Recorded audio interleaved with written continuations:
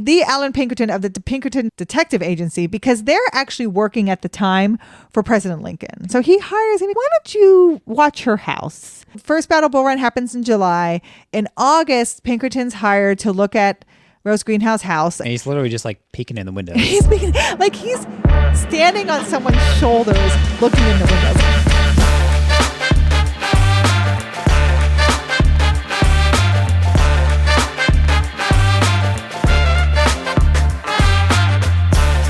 Welcome to Talk with History. I'm your host, Scott, here with my wife and historian, Jen. Hello. On this podcast, we give you insights into our history-inspired travels, YouTube channel journey, and examine history through deeper conversations with the curious, the explorers, and the history lovers out there. Now, this week, I want to tell folks about our hashtag historic newsletter. We've actually seen some solid growth recently, and we're excited this is starting to gain some traction because there's a lot of history we can share through the newsletter that might not ever make it to the podcast or a video. So if you're curious to check out that newsletter, it's free, doesn't cost a single thing. All you got to do is go to historynewsletter.com and you can sign up for free. So that's historynewsletter.com, historynewsletter.com. Check it out. It's a lot of fun. You can feel free to email us back when you get the kind of welcome aboard initial email. And actually with that, I want to call out someone who's been listening both to the podcast and subscribing to the newsletter. It's a monthly newsletter. And she actually responded to one of our newsletter posts recently. Her name is Tina. So she said, "Hello, I've been listening to your podcast for a bit now. Currently, I'm sitting drinking coffee and reading You Never Forget Your First. It's a book about GW. Anyway, it got me thinking. The book references that many of Washington's letters were never found or saved. My question is, when did preserving presidential papers become an official act?" So I know, Jen, you actually already knew something a little bit about this. So I had worked at the James Garfield house. I had done an internship there and basically inventoried all of their, not artifacts, but all of their artifact holding material, everything that it encloses the artifacts. I inventoried all of that for the National Park Service. The James Garfield house in Mentor, Ohio is considered the first presidential library because his wife, Lucretia, after he's assassinated, thought people might want to read his papers someday. People might want to read what he wrote. People might want to read his letters, his journal. So I'm going to save everything. Now, that wasn't official. She did it because she just had some forethought. So Tina, George Washington's papers were destroyed and not purposely. So what happened with George Washington is before, and I'll get to the date, it's really in the 1970s, before the 1970s, presidential papers and vice presidential papers belong to the person. Yeah. Belong to that person, the president or vice president. And they could take them home and they can disseminate them how they decided. And with George Washington, he had planned to build like a library, like a vault with his papers, but unfortunately he died before he could do that. And he gives his aide, get my papers in order, get my accounts in order. Those are like his dying words on his deathbed, but never save my papers. Now, his papers were given to some people at the time who wanted to write a Washington biography, and they kept them and used them for a biography, but then they just stored them. And there is one letter that said, "I had Washington's papers, but they've become so damp and overcome by rats." Wow. So you can imagine George Washington's papers were just destroyed from someone just being careless in storing his papers and not realizing that they would be of importance. Now, you do get Martha Washington destroyed a lot of letters. Arthur, Lincoln's son, Robert Todd Lincoln, destroys his father's letters. Arthur's son will destroy his letters. Harding's wife destroys his letters. She says because she doesn't want anything embarrassing remembered about him. I will say a lot of people destroyed letters at this time, and I talk about this a lot with Jane Austen and her sister destroying her letters, is because correspondence is very personal. So was it like pillow talk type stuff? It's not really pillow talk. It's more like health talk. Oh. Because okay. Yeah. It's the time where people are getting sick pretty consistently. So how often are you going to the bathroom? Yeah, things What's like that. it like? What's its consistency? Those are, and it's very personal.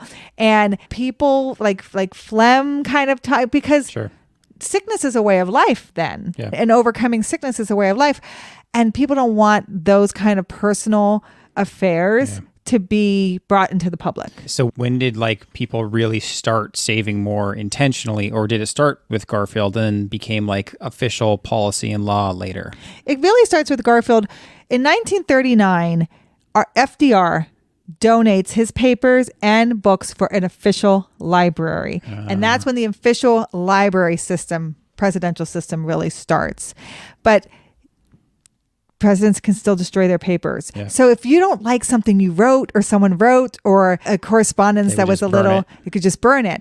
But it's not really, and this is really interesting, it's not until the Presidential Records Act of 1978 that those official records of every president and vice president are the property of the United States of America. You can no longer destroy them. And this was brought on because Nixon sought to destroy his records relating to his indiscretion. Sure. And everything he had about resigning in 1974. He tried to destroy all of that, the official records of it. And to stop the National Archives, to stop him, passed this act. It really fell under the Reagan administration. All of his papers were now official records of the United States government. They did go back and retroactively get Nixon's papers, but this is when it now becomes an issue. And even today, we're getting into like President Trump's papers and Vice President Pence's papers and President Biden's papers. People are taking these things home. People are putting them in storage, and really, they don't belong to them personally. Yeah. That goes for everybody who's a president or a vice president. They all get to go to the National Archives, and the archive can decide what is important or not important. Yeah, no, I just really appreciated Tina submitting the question. That was a great question. So thank you so much, Tina. For anybody else that subscribes to the #historic newsletter at historynewsletter.com, we have another monthly one coming up here in the next couple weeks. I've got some articles I'm putting together, so there should be interesting stuff. So if you're ever curious, we've got podcast recommendations, video recommendations. But Tina, that was a great question. Great question. Thank you so much. Now, on to kind of our main topic. We're talking about the video. Yes. So video that posted yesterday was about Rose Greenhow. She's a Confederate spy during the Civil War. So tell us a little bit about the background of Rose Greenhow. Okay, so we have Rose O'Neill Greenhow. And O'Neill is important because this is her background, and to learn more about her. She is born, I'm not sure, 1813, 1814, in a small rural farm in Maryland. It's a tobacco farm, and her family they produce tobacco. They have enslaved people who work the tobacco farm. So of course they're a proponent of enslavement. And then when she's about 13, 14 years old, her father is murdered. And when he's murdered, he leaves behind a lot of debt, and the children have to be disseminated to members of the family because her mother, the widow, can't take care of all these children. And Rose O'Neill goes to an aunt in Washington, D.C. At 13, 14 years old, her aunt runs a boarding house in Washington, D.C., which is a very common thing. Mary Surratt is running a boarding house in Washington, D.C. So they have these boarding houses. At the time, it's what women did if they were widowed or single. It was a very acceptable job for women at that age and level. And because a lot of people are in and out of DC having government meetings or official meetings, a boarding house is a great business because people aren't really buying property there. And I thought it was interesting because we were trying to find out when we were putting the video together exactly where this boarding house might have been, or later on, some places got turned into prisons during the Civil War and the other. So we were trying to search out where these things were, but we found out there was like 80 different boarding houses in the Washington, D.C. area. And if you know, back then, like D.C. is still small, even for that time period. So when you think about it, people who were representing government or in the government didn't do what they do today. They don't have two houses. Right. They don't have a house where you live and a house in DC. They had a house where they lived, and they came to DC to do their job, to do their meetings, and they stayed at a boarding house. So the boarding houses were very common, and they were, or hotels. The Willard Hotel is a big hotel in DC that is known for famous people staying there. And so that's what people did. They didn't really own homes in DC. And so Rose O'Neill goes to live in this boarding house, and it's a congressional boarding house.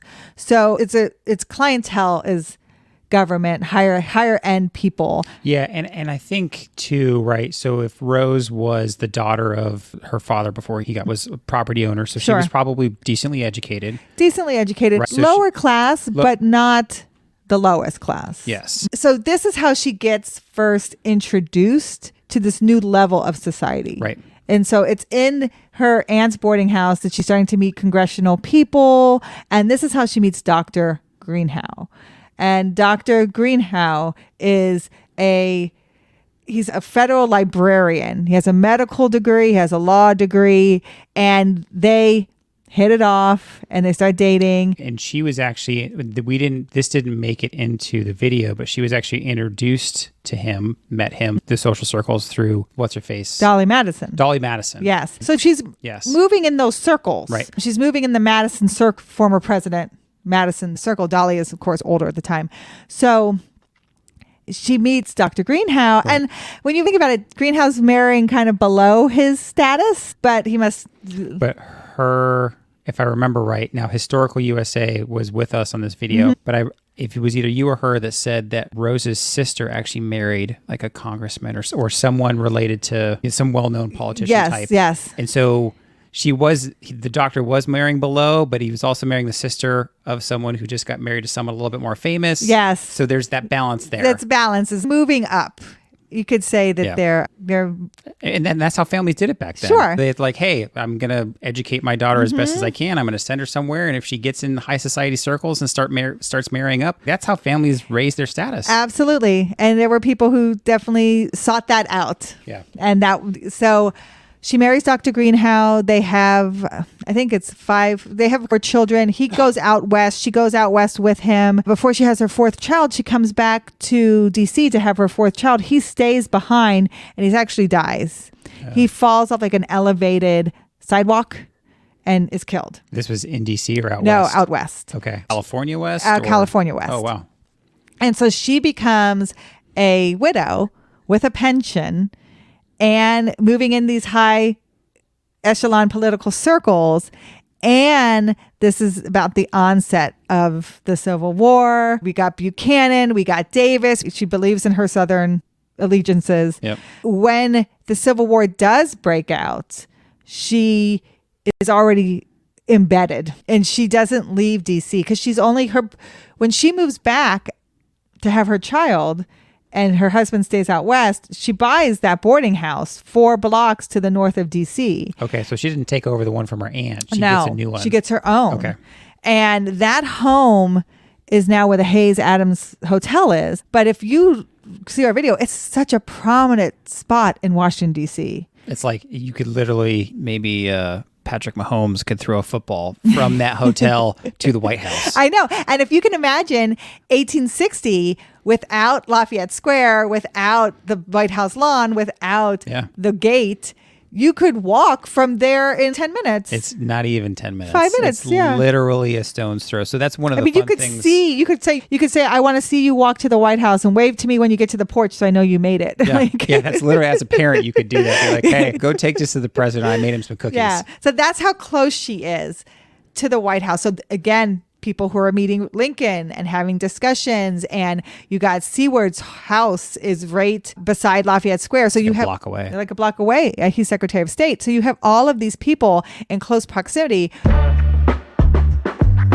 So when war breaks out, and she's already running in these circles, she's able to start to gather information and gather secrets. And Lisa had mentioned that she was actually kind of a big fan of Jefferson Davis. Oh, yeah. She loved Jefferson Davis. And Lisa had said that in her research that she started some of this kind of spy or getting information, right? They probably didn't call it spying right up front for me. It's like, hey, How many troops do they have? Do they talk about that in your boarding house? Yeah. And at the behest of Jefferson Davis. Jefferson Davis had asked her to do it, and Yeah. she felt very loyal to him. She loved him. Yeah. And she really had, like, and I'll talk about when she goes to the prison, she is iconic to her. Yeah. And she believes in him, and she believes in, like I said, the Southern allegiance and what they're fighting for and what they believe in and states' rights. She's very bought in to that. So having the boarding house and having these single men or unsingle men, but men of higher status come visit her, she's able to get information. And one of those men is, of course, General Irving McDowell. He's in charge of the Union Army in the beginning of the Civil War. Yep. And he comes and visits her, and she asks very undermined questions. Like, I see you're getting troops ready. How many troops should I pray for? Should I pray for 3,000 troops? And of course he wants to boast. Yeah. So he's, no, more like 30,000 troops. And she's, and then she's able to get that information back to Beauregard, who is going to be in charge of the Confederate army on the other side. It's going to be 30,000 troops. They're thinking of a place south of Manassas, and in the July timeframe, they're going to march their troops. They think it's going to be a quick and easy, decisive battle. The railroad line is there, and that's why they're going to go there.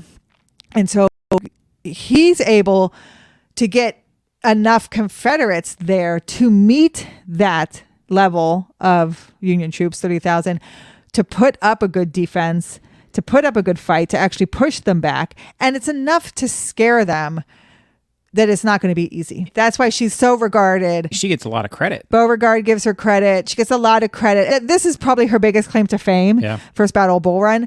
But she gets a lot of credit for this because of all the information she was able to get to Beauregard, and he was able to use it. And then the Confederates were able to put up a good defense. And this really is the moment when Lincoln realizes it's not going to be a quick war. He also realizes that McDowell is an incompetent leader. So you're going to get a lot of this. And you're going to get a lot of stuff that comes out of this battle. Next week will be Bull Run. We'll talk about the things that come out of this. But you're going to get the Union very much falling back on reputation. They're going to lose a lot of reputation. And you're going to get the South really exploding their reputation. And you're going to get some famous names and monikers that are going to come out of the First Battle of Bull Run. So you're going to see the morale kind of switch it's a kind little. of like a big rally for the South. Big rally for the South. And it's a big hardship for the Union. One of the reasons that we did this video this month, right, was obviously Women's History Month, but also it ties into our video from last week, which was about a Union war spy, but also another female. Yes. And so we talk a little bit about in this video how no one really suspected Rose Greenhow because she was a woman. Because she's a woman. And so the same way that the Union female spy is operating under this pretense that women are not at the level to be privy to this information. They don't understand this information. It's just too much for them to comprehend war. And so they can slide under the radar. Same thing. Rose Greenhow is using the same thing to her advantage. I'm a Southern belle. Yeah. All I care about is entertaining. I'm not interested in your war talk, but I'll listen to it because that's what you seem to want to talk about. When really, that's all she really wants to talk about. But she'll pretend like it's not. And I wanted to do women focus because of Women's History Month. And I wanted to do a Union spy who was pivotal in the Battle of the Ironclads, and then a Confederate spy who's pivotal in the First Battle of Bull Run. And they both happen to be women. So we go to Bull Run and do that kind of through the lens of women. Of the women that serve there, but I think different. But again, one of the things it just was so interesting to me that last week's video and this week's video, it doesn't matter what side of the Union, what side of the war you were on, whether you were black or white, because you were a woman, people just didn't assume that you weren't doing anything. Yeah. They just didn't assume you were at that level of intelligence. Or importance. Yes. Like you were good enough to wash dishes. You were definitely good enough to mend wounds, good enough to stitch clothes. But you're not good enough to know anything about strategic maneuvers and what military tactics. Right. That's not. Now there was one person that suspected Rose Greenhow, and this name's actually pretty well known. Yes. So what happens is people are like, he knew. Beauregard knew. Yeah. And the Union realizes that he knew. And so it's actually Seward who first suspects because he sees so many people. Because again, he could probably see her porch from his porch. Sure. He's just looking across He's the way. probably looking across the way going, look at all the Union guys. So just went in there. And She loves Jefferson Davis. Yeah. And so he hires Pinkerton. Yeah. The Allan Pinkerton. The Allan Pinkerton of the Pinkerton Detective Agency, because they're actually working at the time for President Lincoln. Yeah. And they're actually working intel for President Lincoln. So he hires him. He goes, why don't you watch her house? So in August, so first Battle Bull Run happens in July. In August, Pinkerton's hired to look at Rose Greenhow's house. Again, 4 blocks from the White House. And he's literally just like peeking in the windows. He's standing on someone's shoulders looking in the windows. Like, really, if you're walking by and you're like, look at that guy on his shoulders looking, and he sees her entertaining Union soldiers. He sees her pulling out maps with Union soldiers, and they're pointing at things. And you see her again, she's very good at pretending like she doesn't care. Oh my gosh, I'm just entertaining you and listening to what you have to say. But really, that's all she cares about, because those are the things she will bring, is ciphered maps and ciphered intelligence. But Pinkerton sees that and he knows. And I say that Pinkerton is really like the true feminist, because he believes that Rose Greenhow is capable of this. Right. Like, he's giving her a lot of agency that other men at the time probably would not or are not. Basically, nobody else except Seward, who had gotten into some arguments with her in the past and kind of lived across the street from her, essentially. Yeah.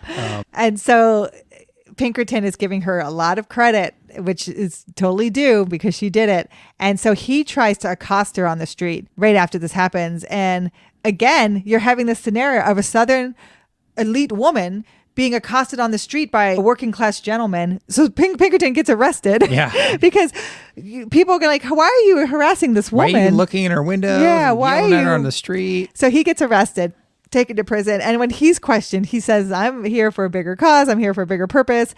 And so then he's allowed to go to Rose Greenhow's home. And when he searches her home, he finds the ciphers and the maps. And she gets arrested. And she's put on house arrest at first in her home. But she doesn't stop spying. Yeah, she keeps getting information. This is what I thought was so interesting for her, is like, she believes in her side of the cause so deeply that she continues to get information through her network. She had built up like a network of 48 women, 40 to 50 women, and 2 men. Yeah. And she uses like colored curtains, and she uses colored handkerchiefs. And candles in the windows. Yeah. And they can't stop her. So they're like, okay, we're going to put you in prison. And she's like, okay, do it. And so she's taken to the old Capitol prison in January of 1862. So things are moving relatively quickly when you think about it. The old Capitol prison is located directly behind the U.S. Capitol. It's where the United States Supreme Court stands today. Right. But this was a prison in D.C. that used to hold congressional hearings and meetings. And Rose Greenhow, when she went there, she writes this whole biography of herself after. Then I'll tell you when she writes this. So you get a lot of this first source account of what happened from her. She sits in the prison and all she can think about is Jefferson Davis giving a talk in one of the rooms. And she hopes to see that room again because that talk was so inspiring for her about him. And so she can't even get Jefferson Davis off the mind in prison. Now, this prison is going to hold Confederate officers. It's going to execute Confederate conspirators. This is where the Lincoln conspirators will eventually be held before they are executed. So this prison is a pretty renowned prison in Washington, D.C. And she's held there from January of 1862 to May of 1862. So about 4 months.